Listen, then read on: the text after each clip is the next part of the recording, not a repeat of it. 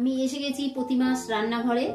আপনাদেরকে আজকে করে দেখাবো জায়ফলে নবরত্ন। করতে লাগছে ফুলকপি, বিনস, মটরশুঁটি, ক্যাপসিকাম, রেড বেল পেপার, গাজর আর পনির। লাগছে জায়ফল গুঁড়ো, কাজু বাদাম বাটা, দুধ, সাদা তেল আর একটু ঘি দিয়ে দিলাম। একটু জায়ফল গুঁড়ো দিয়ে দিলাম, নেড়ে নিয়ে এবার গাজর গুলো দিয়ে দিলাম।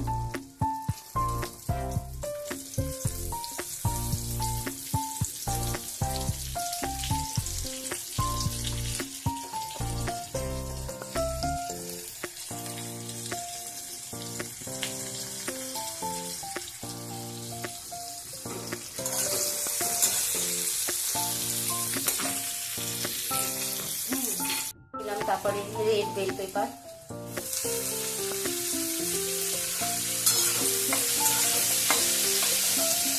ক্যাপসিকাম,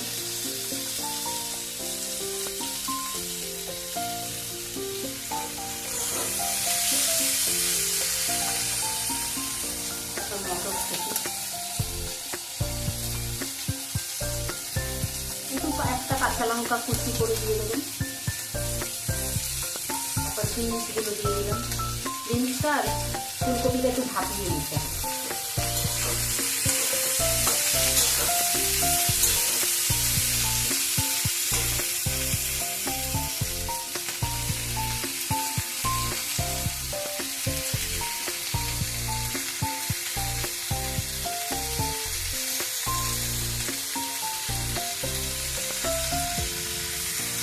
এটা খুব ভালো করে নাড়াচাড়া করে নিতে হবে।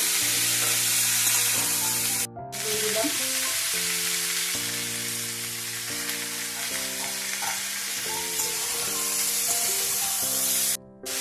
এবার আমি এর মধ্যে দুধটা ঢেলে দেবো। দুধটা ঢেলে দিয়ে একটু ঢাকা দিয়ে রেখে দেবো।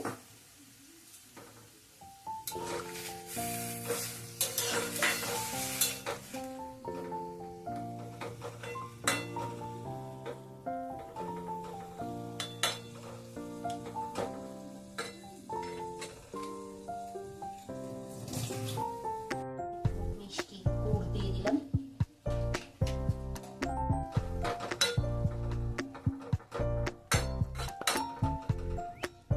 ঢাকা দিয়ে একটু রাখতে হবে।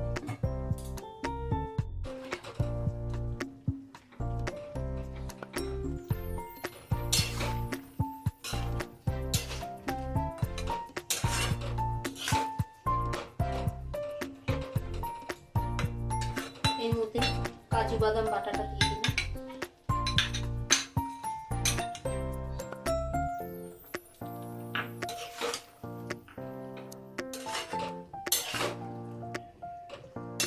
উপর থেকে পনির গুলো, সিদ্ধ করে রাখা পনির গুলো দিয়ে দিয়ে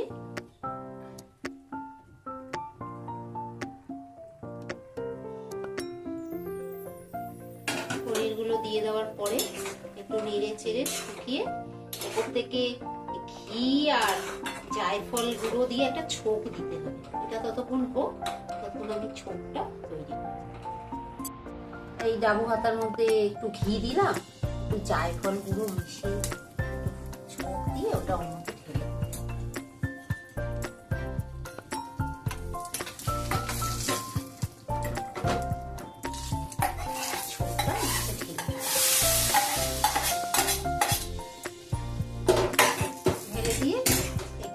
দিয়ে রেখে দিলে তৈরি জায়ফলের নবরত্ন। রেখে দিয়ে নামিয়ে নিলে